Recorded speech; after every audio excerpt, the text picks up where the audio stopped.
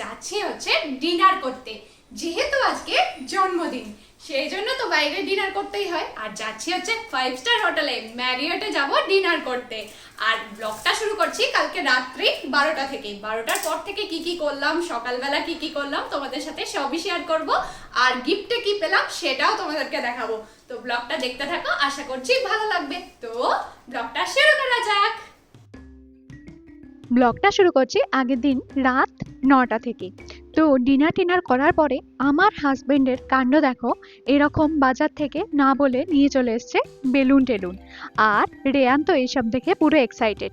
আর এরকম করে ও নিজের হাতেই কিন্তু ডেকোরেশন করছে। আমি ওকে বলেছিলাম এইসব করার কোনো দরকার নেই, যেহেতু আমি ছোট বাচ্চা নই। কিন্তু ও কোনো কথাই শোনেনি, এরকম করে ডেকোরেশন করে নিয়েছে। তারপরে নিয়ে এসেছিল একটা কেক। এই কেকটা খেতে কিন্তু খুব টেস্টি, পুরো বেলজিয়াম চকলেট। আর এখানে কিন্তু দুঃখের বিষয়, রেয়ান কিন্তু 12টা অবধি জেগে থাকতে পারেনি, ঘুমিয়ে পড়েছিল। আর আমি এরকম একটু রেডি টেডি হয়ে গেছিলাম। তো এখন বাজছে রাত 12:15। আর এখন হবে কেক কাটিং। হাজবেন্ড বললো কি একটু এখন কেক কাটিং করে নিতে। তো আমার হাজবেন্ডই কিন্তু পুরো ডেকোরেশন করেছে। আমি তো বলছিলাম যে অল্প স্বল্প করতে, কিন্তু ও পুরোপুরি করেছে। আর রেয়ান কিন্তু পুরো ঘুমিয়ে গেছে। তো চলো এখন কেক কাটিং করে নিই, আবার তোমাদের সাথে একটু পরে দেখা হচ্ছে।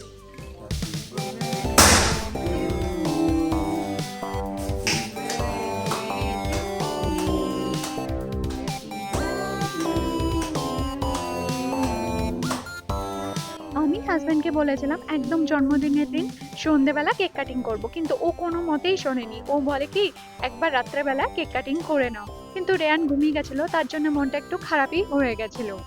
আমি কিন্তু জানতামও না যে ও কেক নিয়ে এসছে।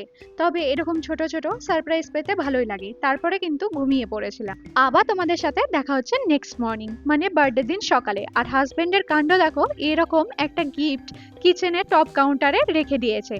আমি প্রথমেই ঘুম থেকে উঠে যেহেতু কিচেনে আসি, তো গিফটটা পেয়ে তো মনটা খুশিই হয়ে গেল। এই জিনিসটা কেনার আমার অনেক দিনের ইচ্ছে ছিল, আমার উইশ লিস্টে ছিল। সেটা ও দেখেছে আর ও এভাবে কিনে আমাকে সারপ্রাইজ দিয়ে দিয়েছে। আর সকাল সকাল আমি এরকম ব্রেকফাস্টে বানিয়ে নিয়েছিলাম মশলা ধোসা, যেহেতু তাড়াতাড়ি হয়ে যায় আর খেতেও ভালো লাগে। সকাল সকাল কিন্তু ব্রেকফাস্ট হয়ে গেছে। ব্রেকফাস্টে আজকে বানিয়েছিলাম হচ্ছে মশলা ধোসা। খাওয়া দাওয়া শেষ আর আমি কিচেনেও চলে এসেছি। কিচেনে আজকে খুবই হালকা খাবার দাবার বানাবো, যেহেতু আজকে বার্থডে, সেই জন্য রাত্রেবেলায় ডিনারে যাওয়ার প্ল্যান আছে। আর বাফেটই করব, যেহেতু বাফেটে খাবো ওই জন্য হালকাই রান্না করছি। আলু ফুলকপি মাছ দিয়ে ঝোল আর পালং শাক করছি, আর কিচ্ছু করছি না। আর একটা ব্যাপার হচ্ছে বার্থডেতে বেশি রান্না করতে ইচ্ছা হয় না, যেহেতু মা নেই। মা থাকলে তো প্রচুর রান্না বান্না করে পায়েস টায়েস সাজিয়ে দেয় যদিও। তো এইসব করবো। আর রেয়ান গেছে ওর পাপার সাথে নিচে বেড়াতে। ও এলে ওকে স্নান ধান করিয়ে ঘুম পাড়াবো, তারপরে এডিটিং করব। কাজ চলতেই থাকবে। আর ব্লগটা তোমরা দেখতে থাকো, আশা করছি ভালো লাগবে। কি গিফট পেলাম সেটাও তোমাদেরকে দেখাবো। তো চলো ব্লগটা কন্টিনিউ করি, আর আমি চটপট রান্নাটা করে দিই। এদিকে কিন্তু মাছের ঝোল বসিয়ে দিয়েছি। তবে এই দিনটাতে বাড়ির লোকজন, স্পেশালি মা বাবাকে খুবই মিস করি। মা থাকলে প্রচুর খাবার দাবার নিজের হাতে বানিয়ে সাজিয়ে গুছিয়ে খেতে দেয়। তবে হাজবেন্ড চেষ্টা করে এই দিনটা স্পেশাল করে তোলার। হ্যালো এভরিওয়ান, তো এখন বাজে হচ্ছে সন্ধ্যে 6টা, প্রায় সন্ধ্যে হয়ে গেছে। একটু রেডি টেডি হয়ে নিয়েছি। হাজব্যান্ড বললে একটু রেডি হয়ে নিতে। কোথায় যাব সেটা জানি না, সারপ্রাইজ নাকি, গাড়িতে বসে বলবে নাকি। তো চলো যাওয়া যাক। এসে আবার একটা রেস্টুরেন্টে যাওয়ার প্ল্যান আছে, সেখানে 8টার সময় টেবিল বুক করা আছে। রেয়ানকেও একটু রেডি টেডি করিয়ে দিয়েছি। তো বক বক না করে চলো যাওয়া যাক। আমি তো খুবই এক্সাইটেড জানার জন্য কোথায় যাচ্ছি। তোমরাও দেখতে থাকো, বুঝতে পারবে কোথায় যাচ্ছি না যাচ্ছি। তো চলো যাওয়া যাক। এ দেখো রেয়ান এখানে এসছে। কোথায় যাবো আমরা? ও রেয়ান তো বলছে বেবে যাব। তো চলো দেখা যাক। তো বিকাল বিকাল কিন্তু রেডি হয়ে গেছি। আমি মোটেও জানি না আমি কোথায় যাচ্ছি। হাজবেন্ড বলল একটু রেডি হয়ে নাও, তো চলো একটু বেরিয়ে আসি। আমি জানতামও না যে ও আমাকে নিয়ে মালাবার মানে সোনার দোকানে নিয়ে আসবে। আর বলে কি একটা ছোটখাটো যেহেতু বার্থডে, সেই জন্য গিফট কিনে নাও। আমি বললাম তুমি তো সকালে গিফট দিয়েছো, কিন্তু ও শোনে না, বলে ছোটখাটো একটা কিছু কিনে নাও। তো এসে তো ভীষণই এক্সাইটেড হয়ে গেছিলাম, এরকম সারপ্রাইজ পাবো মোটেও কিন্তু বুঝতেই পারিনি।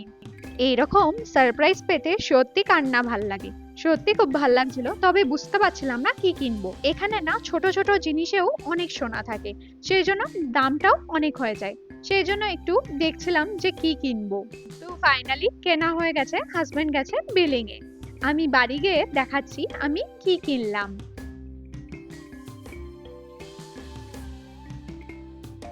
জাস্ট বাড়ি এলাম, এটা হচ্ছে আমার বার্থডে গিফট। এত বড় সারপ্রাইজ পাবো মোটেও ভাবিনি।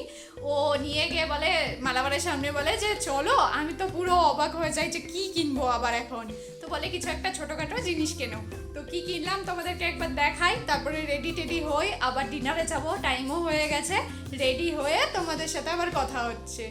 তো এই দেখো, এটা হচ্ছে আমার বার্থডে গিফট। তো এরকম একটা সিম্পল চেন নিয়ে নিয়েছি, যাতে সমস্ত ড্রেসের সাথে পরতে পারি। তো কেমন হয়েছে তোমরা অবশ্যই কমেন্টে জানিও। তারপরে কিন্তু আবারও একবার রেডি হয়ে গেছিলাম, যেহেতু ডিনারে যাওয়ার কথা আছে। তো বার্থডে এটা হচ্ছে আমার লুক, কেমন লাগছে অবশ্যই জানাবে। যেতে যেতে আমাদের কিন্তু একটু দেরি হয়ে গেছিল, আর আমরা আজকে যাচ্ছি ডিনারে ম্যারিয়টেরই একটা রেস্টুরেন্টে, মাজোতে। এটা কিন্তু আমার বাড়ির কাছেই, তার জন্যই কিন্তু এখানে টেবিল বুক করা হয়েছে। যেহেতু আজকে হাজবেন্ডের অফিস ছিল, সেই জন্য আর দূরে কোথাও যাইনি।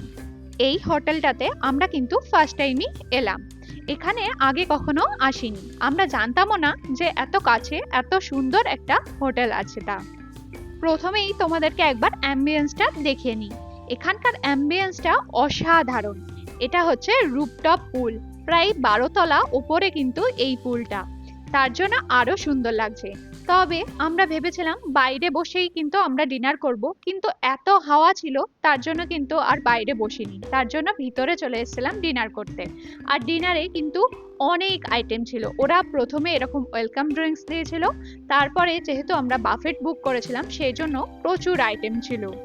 তো ছিল প্রচুর রকমের স্যালাডের আইটেম, যেটা কিন্তু আমার খুব ভালো লাগে। আমি পার্সোনালি কিন্তু স্যালাড খেতে ভীষণই পছন্দ করি।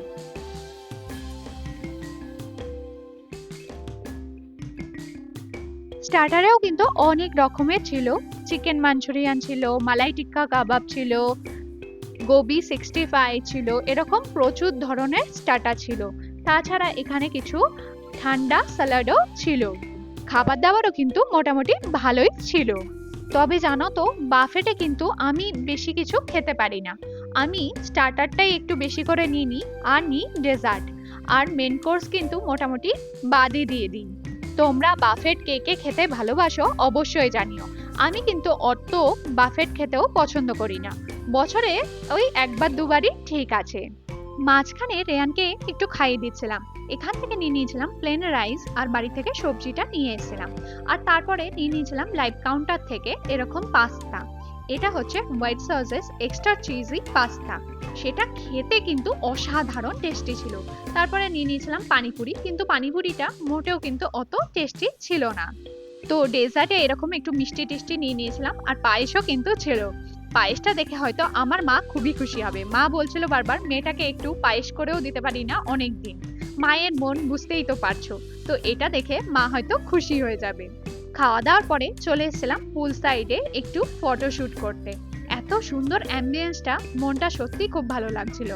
আর তারপরে ওরা এরকম একটা ছোট দেখে কেকও দিয়ে দিয়েছিল, যেহেতু বার্থডে।